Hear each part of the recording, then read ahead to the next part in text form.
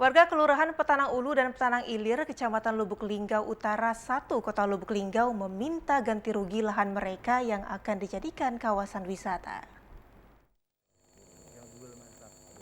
Rencana pemerintah kota membuat kawasan wisata di Kelurahan Petanang Ilir, Kecamatan Lubuk Linggau Utara 1, Kota Lubuk Linggau hingga saat ini belum berjalan sepenuhnya.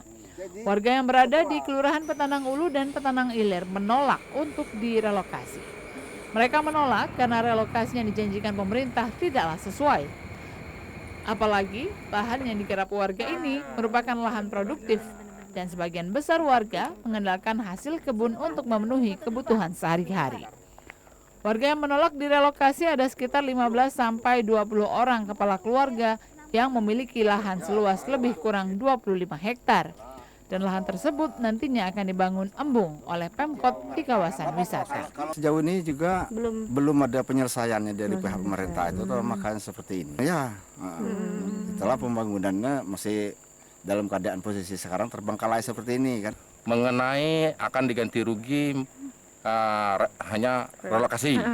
Kami kan sudah mengadain aksi, sudah berapa kali, 4 kali aksi. Namun pemerintah sampai sekarang itu belum ada tanggapan. Dari pantauan di lapangan, progres pembangunan kawasan wisata ini baru sebatas akses jalan masuk. Itu pun belum rampung 100%. Di kawasan wisata ini nantinya akan dibangun pantai buatan oleh Pemkot Lubuk Linggau. Dari Kota Lubuk Linggau, Ferry Setiawan, TVRI Sumsel melaporkan.